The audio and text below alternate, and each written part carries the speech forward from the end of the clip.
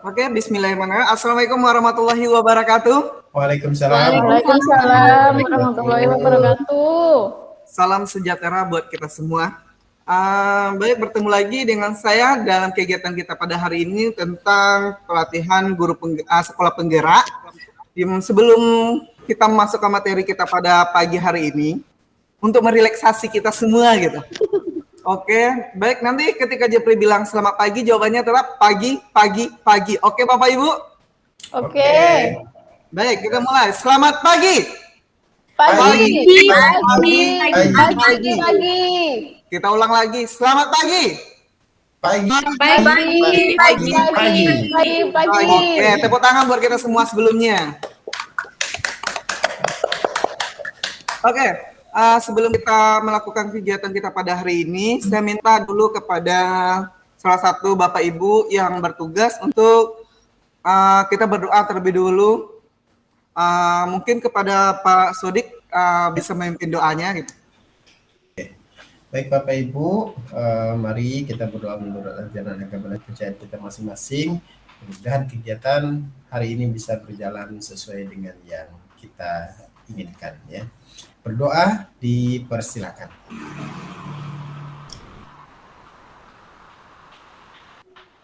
Berdoa selesai. Terima kasih kepada Pak Sodik yang telah memimpin doa untuk kita semua tadi. Baik, pada pagi hari ini kita akan bahas tentang materi kita berikutnya, yaitu tentang profil pelajar Pancasila. Izin share dulu ya Bapak Ibu.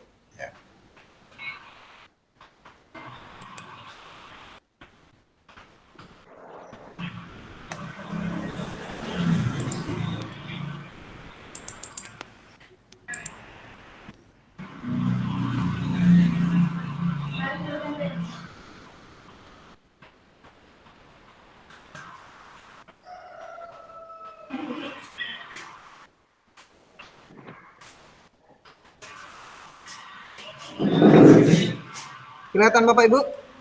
Kelihatan Pak. Terlihat Pak. Oke, kita lihat.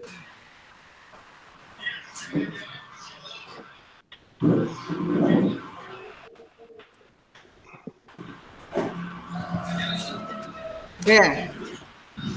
Baik, kita mulai lagi ya Bapak Ibu. Relax dulu, jangan mudah ke bawah terlalu terfikirkan. Lebih banyak kita enjoy saja dalam materi kita pada hari ini ya. Iya Pak. Siap.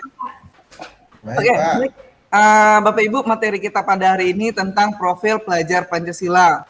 Sebelum kita masuk ke dalam pembelajaran kita pada pagi hari ini, saya minta kepada Bapak Ibu dulu terlebih dahulu gitu. Menurut Bapak Ibu, profil pelajar Pancasila itu seperti apa? Mungkin ada dari Bapak Ibu yang sudah tahu atau sudah paham mungkin tentang profil pelajar Pancasila. Boleh disampaikan terlebih dulu Bapak Ibu?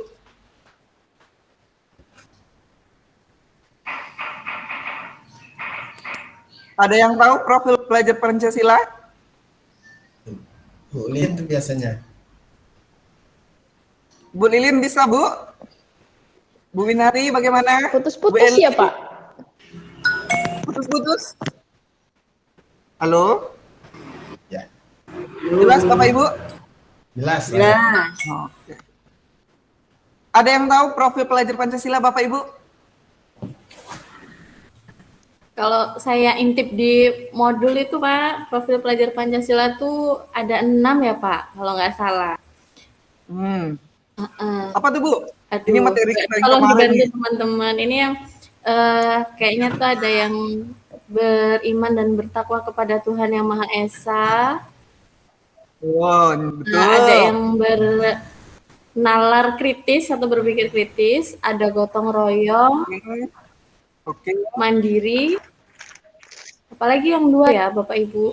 Lupa Pak, 2. Oke, mantap untuk Ibu Lilin. 100 Ibu Lilin dulu ya. Oke. Nanti mungkin satu dulu dari Ibu Lilin dulu ya Bapak Ibu. Kita masuk materi kita tentang profil pelajar Pancasila, di mana nanti Bapak Ibu kita akan bahas tentang yang pertama itu pengertiannya, yang kedua tentang dimensinya, ada dimensi-dimensi tentang profil pelajar Pancasila.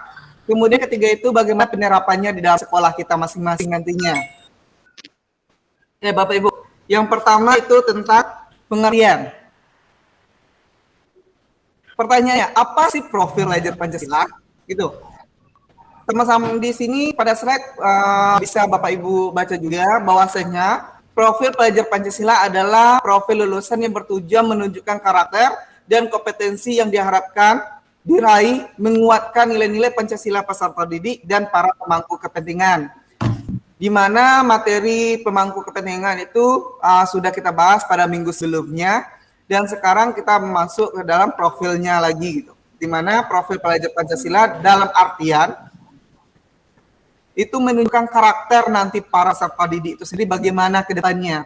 Dan apa sih kompetensi yang diharapkan di dalam sekolah penggerak ini, profil pelajar Pancasilanya seperti apa gitu.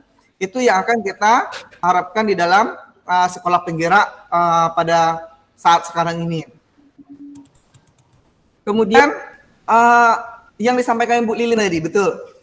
Di dalam profil pelajar Pancasila itu terdapat 6 dimensi. Yang pertama beriman bertakwa kepada Tuhan Yang Maha Esa, berakhlak mulia, berkebinekaan global, kemudian ketiga bergotong royong, keempat kreatif, kelima bernalar kritis, keenam mandiri. Nanti sebelum kita lanjut untuk Bapak Ibu, jika nanti ada yang mau kita bicarakan, boleh langsung di-cut saja ya Bapak Ibu. Ya. Siap, Pak. Oke, kita masuk yang pertama dulu. Oke, Bapak Ibu, masuk yang pertama tentang beriman bertakwa kepada Tuhan Yang Maha Esa dan berakhlak mulia. Di mana para pelajar Indonesia harus menghayati keberadaan Tuhan dan selalu berupaya mentaati perintah serta menjauhi larangan sesuai dengan ajaran agama dan kepercayaan yang dianutnya. Di sini peserta didik harus tahu bahwasanya Tuhan Yang Maha Esa itu harus diyakini pada dirinya sendiri terlebih dulu. Itu konsep pertama yang harus kita dudukkan kepada peserta didik kita. Beriman bertakwa kepada Tuhan Yang Maha Esa diwujudkan dalam akhlak yang mulia. Baik itu akhlaknya di dalam agama dia sendiri, nanti akhlaknya dalam diri dia sendiri, akhlaknya di dalam sesama manusia, sesama kita, kemudian kepada alamnya seperti kepada tumbuhan bagaimana akhlak kita, kepada hewan bagaimana akhlaknya, kemudian kepada bangsa dan negara kita itu sendiri. Itu yang dituntut di dalam dimensi profil Pancasila yang pertama. Kemudian kita lanjut, yang kedua itu tentang kebinekaan global, Pak Ibu. Kebinekaan global itu pelajar Indonesia yang berkebinekaan global memiliki identitas diri yang matang, mampu menunjukkan dirinya sebagai representasi budaya luhur bangsanya sendiri, sekaligus memiliki wawasan serta keterbukaan tentang ekstensi ragam budaya daerah, nasional, dan global. Di sini peserta didik di sekolah penggerak kita ini, peserta didik harus bisa tentang ekstensi ragam budaya daerah kita masing-masing apa gitu. Itu yang harus kita kembangkan di dalam profil pelajar Pancasila itu. Kemudian di dalam nasional itu apa juga? Secara global, mendunia itu kebinekaan global kita apa gitu. Itu harus kita budayakan di dalam sekolah penggerak untuk sekarang ini. Yang sekarang banyaknya sekolah-sekolah mungkin ada dari Bapak Ibu sekolahnya sudah menerapkan, tetapi ada pula sekolah kita yang belum menerapkan gitu. Pelajar Indonesia memiliki sikap menghormati keberagaman dan toleransi terhadap perbedaan masing-masing.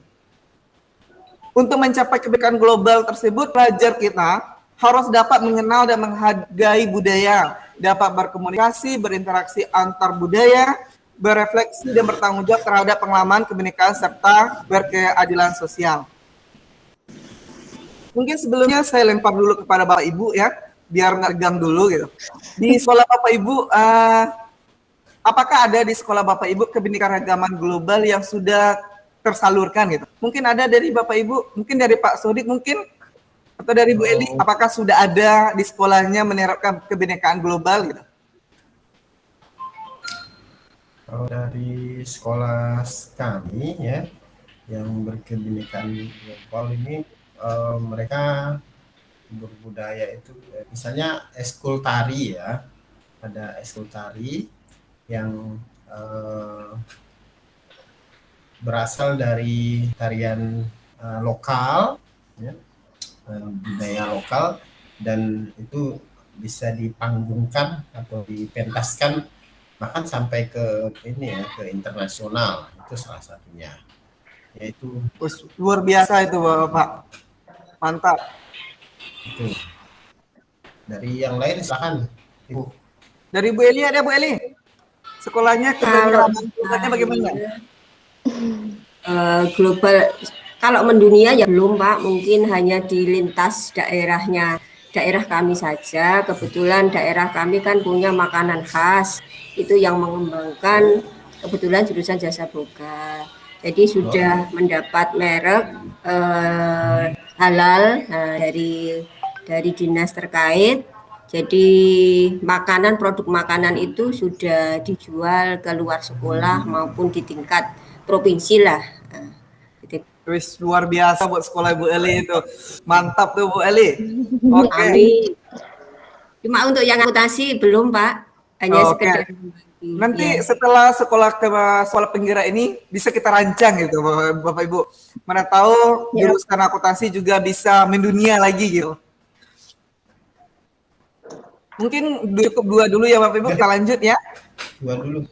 Lanjut. Atau ada yang tanya dulu? Cukup Pak. Nah, oke. Kita lanjut yang ketiga yaitu tentang mandiri di sini. Mandiri yaitu pelajar Indonesia memiliki prakarsa atas pengembangan dirinya yang tercermin dalam kemampuan untuk bertanggung jawab. Memiliki rencana strategis, melakukan tindakan, merefleksikan proses dan hasil pengalamannya sendiri. Untuk itu, pelajar Indonesia perlu memiliki kesadaran akan diri dan situasi yang dihadapi serta memiliki regulasi diri. Di mana nanti peserta didik kita sendiri itu pelajar kita itu harus bisa mendiri sendiri, harus bisa bertanggung jawab atas perbuatannya sendiri, harus bisa merencanakan bagaimana rencana yang strategis dalam proses pembelajaran dia sendiri, itu harus bisa berkembang secara sendiri gitu. Tanpa kita sebagai guru hanya sebagai model, sebagai pengayomi, sedangkan dia harus bisa melakukan secara mandiri. Itu di dalam tujuan dari sekolah penggerak kita sendiri dalam profil pelajar Pancasila ini. Yang ketiga, yang keempat itu tentang bergotong royong. Hal ini bergotong royong bukan berarti kita bersih-bersih ya Bapak Ibu, hanya bersih-bersih tidak. Bergotong royong maksudnya di sini itu pelajar Indonesia memiliki kemampuan untuk melakukan kolaborasi dengan sukarela agar kegiatan yang dikerjakan dapat berjalan secara lancar dan mencapai tujuan untuk kebaikan bersama. Pelajar Indonesia selalu berusaha melihat kekuatan-kekuatan yang dimiliki setiap orang di sekitarnya yang dapat memberi manfaat bersama, mencegah terjadinya konflik dan tidak memaksakan kehendak kepada orang lain. Di dalam bergotong royong ini, hal-hal yang harus dilakukan oleh pelajar kita nantinya, itu untuk mewujudkan gotong royong dengan melakukan kolaborasi nantinya, yaitu memiliki kepedulian yang tinggi dan berbagi dengan sesama. Hal ini bisa kita praktekkan mungkin Bapak Ibu, mungkin sekolah Bapak Ibu juga sudah mungkin melakukannya, seperti ada bencana, kita dari sekolah kita turun ke lapangan untuk membantu, itu bentuk salah satu bergotong royong. Bagaimana nanti peserta didik kita yang kita turunkan lagi gitu. Kita sebagai pengayomi, kita sebagai pendukungnya.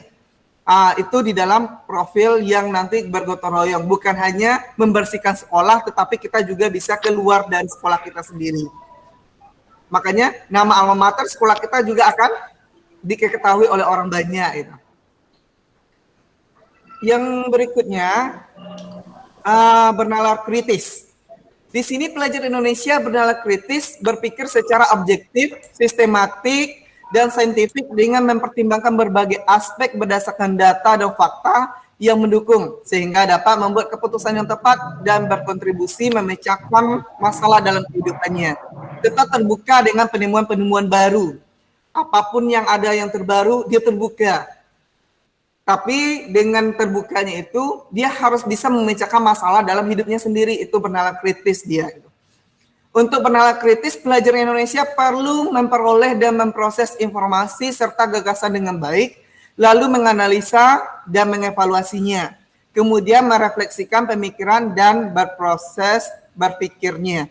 di mana ketika kita bernalar kritis langsung kita cobakan gitu Bapak Ibu. Nanti peserta didik kita di dalam sekolah penggerak itu harus menerapkan prinsip bernalar kritis ini. Kemudian yang terakhir itu dimensinya adalah kreatif Bapak Ibu. Di sekolah-sekolah tadi seperti Bu Eli yang sudah bisa memasarkan produknya tadi sekolahnya, Pak Odik yang sudah tarinya udah go gitu, udah mendunia karena udah bagus grup sininya. Ini merupakan salah satu yang kreatif juga, salah satu sekolah yang kreatif juga, di mana kreatif itu pelajar Indonesia mampu memodifikasi dan menghasilkan sesuatu yang orisinal, bermakna, bermanfaat, dan berdampak dalam bentuk gagasan, tindakan, dan karya nyata secara proaktif dan berindependen untuk menemukan cara-cara lain dan berbeda untuk bisa berinovasi. Di mana nanti soal tari ini kita kolaborasikan dengan tari ini, itu yang kreatif gitu Bapak Ibu. Misalnya kita belajar akuntansi ini, bagaimana menerapkan akuntansi perusahaan jasa dengan perusahaan dagang nantinya, tapi harus sesuai dengan tahap-tahapannya tertentu. Itu bagaimana menciptakan suatu alat pembelajaran tentang akuntansi itu sendiri, biar peserta didik kita mengerti. Begitupun peserta didik, dia bisa menciptakan mode pembelajaran dia sendiri biar menyenangkan untuk diri dia sendiri gitu. Itu kreatif namanya Bapak Ibu. Pelajar Indonesia yang kreatif adalah pelajar yang bisa menghasilkan gagasan, karya, tindakan yang orisinil, memiliki keluasan berpikir dalam mencari alternatif solusi permasalahan. Contohnya saja seperti ini Bapak Ibu. Jika sekarang lagi trennya TikTok, bagi peserta didik yang kreatif, dia bisa pelajaran akuntansi dibuat TikToknya gitu. Itu salah satu pelajaran yang kreatif bisa untuk mendukung pembelajaran dia sendiri. Dengan TikTok dia mengerti akuntansi, apalagi sekarang dapat cuan juga gitu. Itu pembelajaran. Mungkin Bapak Ibu ada pertanyaan sebelumnya tentang 6 dimensi ini? Sebelum kita masuk ke bagaimana penerapannya, saya tanya dulu kepada Bapak Ibu, apakah ada yang ditanyakan? Cukup jelas, Pak. Oke, mungkin sebelum kita masuk ke penerapan gitu, saya ice breaking dulu lah buat Bapak Ibu semua, membuat semangat kita. Mohon untuk menyalakan ya. Nanti ketika saya berkata sekolah penggerak, saya pengen Bapak Ibu nanti bilang sekolah penggerak, sekolah merdeka, sekolah penggerak, sekolah merdeka, pelajar Pancasila luar biasa. Bisa Bapak Ibu?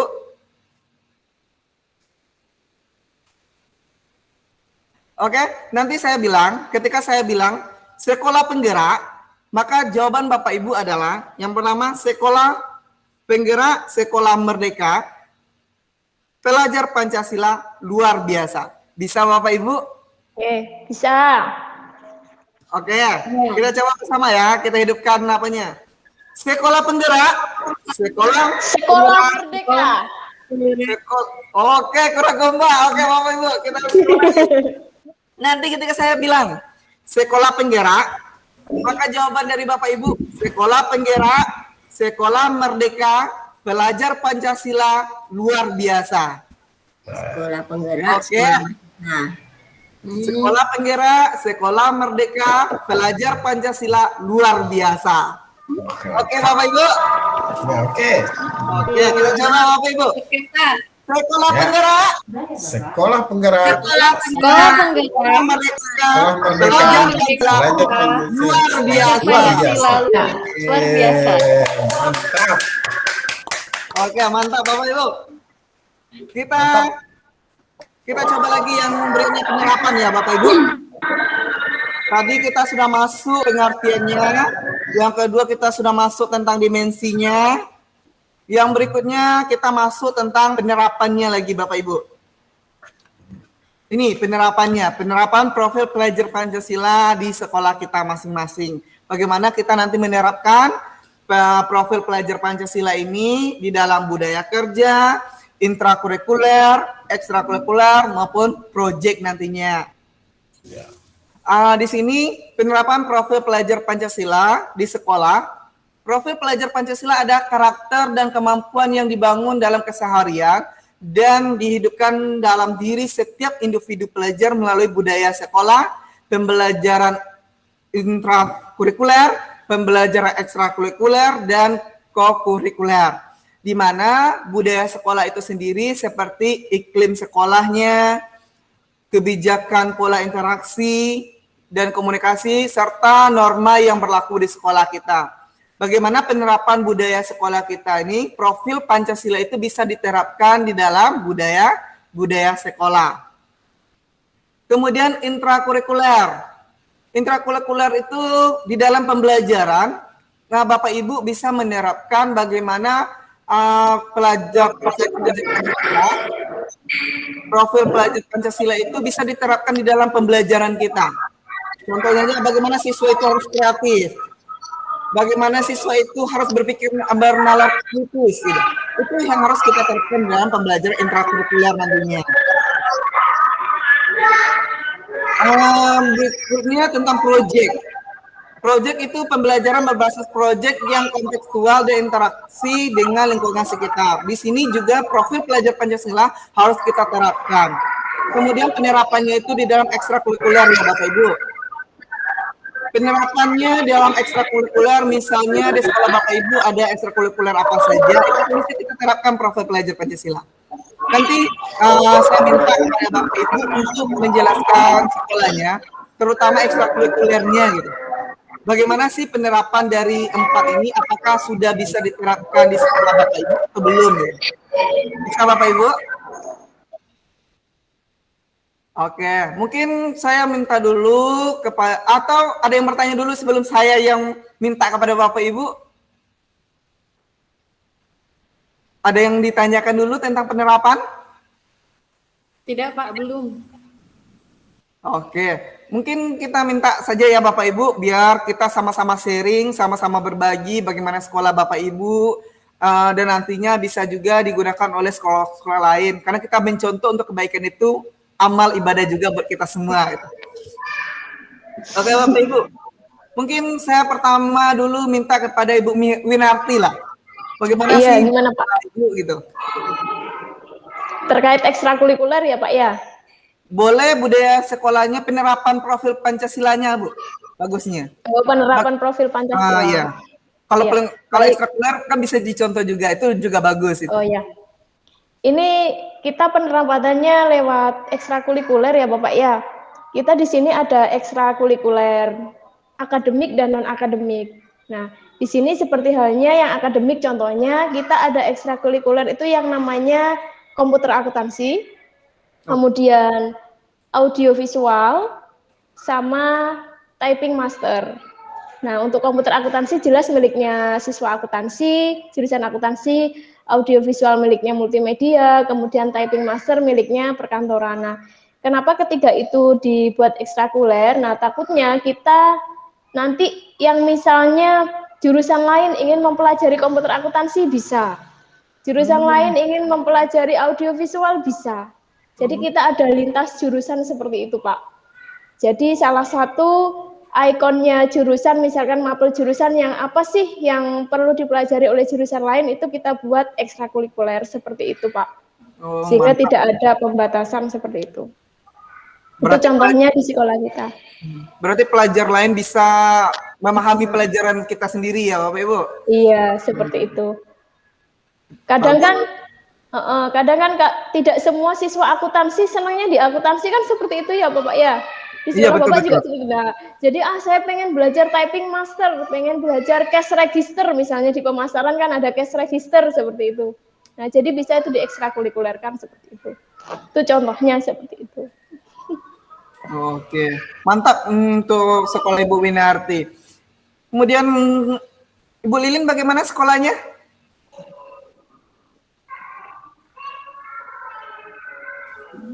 Iya Pak, kaitan dengan budaya sekolah ya.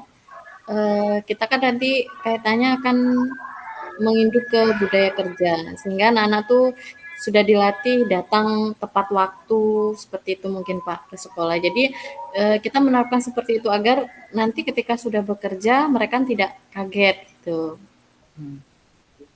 Oke. Pak Odik, bagaimana Pak Odik? Di sekolahnya bagaimana?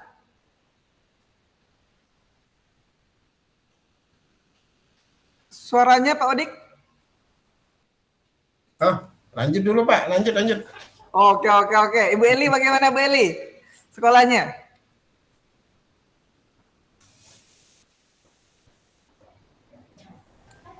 Intinya ya sama saja, cuma kalau di kami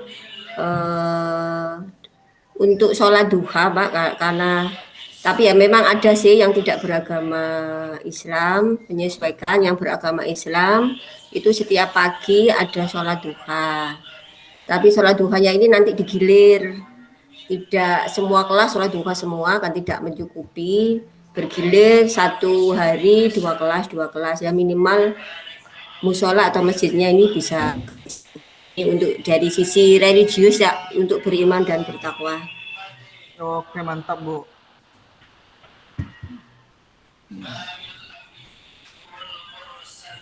Oke. Mungkin bagus-bagus ya dari sekolah Ibu Winarti itu bisa lintas jurusan untuk ekstrakurikulernya. Ibu Lilin budaya sekolahnya yang bagus, yang agar semua siswa itu bisa menerapkan nanti dia ketika lulus bisa diterapkan juga gitu. Kemudian Ibu Eli prinsip iman bertakwa kepada Yang Maha Esa-nya juga luar biasa di sana. Mungkin demikian materi kita pada hari ini, Bapak Ibu. Ada pertanyaan? Cukup Pak. Oke.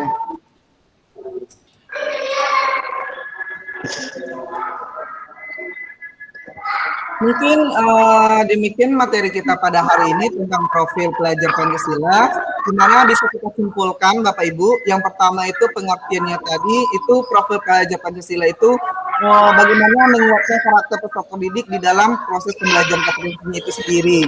Di mana nanti kita di dalam setelah pelajar sekolah penggerak ini, kita bisa menerapkan itu semua di dalam sekolah kita masing-masing. Kemudian kesimpulan kedua itu dimensinya. Itu terdapat 6 dimensi tadi ya Bapak Ibu, itu harus bisa kita terapkan seperti beriman kepada Tuhan Yang Maha Esa, kemudian bergotong royong, mandiri, bernatif, itu kita harapkan nanti setelah pelajar sekolah berpenggerak ini itu bisa diterapkan secara maksimal di sekolah kita masing-masing. Kemudian yang ketiga itu bagaimana penerapannya, baik itu penerapannya di dalam bidang budaya sekolahnya sendiri, baik itu dalam bidang ekstrakurikulernya, intrakurikuler maupun proyeknya nanti. Bagaimana nanti kita itu mengembangkan prinsip-prinsip tersebut di dalam sekolah kita masing-masing. Mungkin demikian materi kita pada hari ini. Sebelum kita menutup kegiatan kita pada pagi hari ini, saya mohon kepada Bapak Ibu, mungkin Pak Sodik untuk memimpin doa kembali.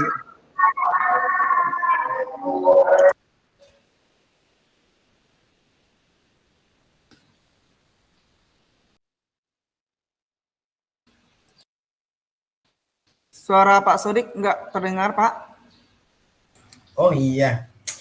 Baik, Pak Jepti, terima kasih.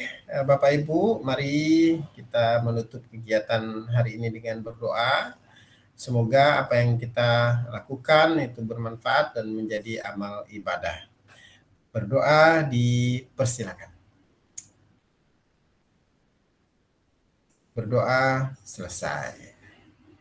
Kembali ke Pak Jeffrey. Oke, terima kasih kepada Pak Sodik. Terima kasih juga buat Bapak Ibu semua yang telah hadir dalam pelatihan kita pada pagi hari ini. Semoga ilmu yang kita dapat ini bisa kita terapkan dan bisa kita kembangkan di sekolah kita masing-masing. Salam sekolah penggerak buat Bapak Ibu semua. Assalamualaikum warahmatullahi wabarakatuh. Waalaikumsalam warahmatullahi wabarakatuh. Waalaikumsalam warahmatullahi wabarakatuh.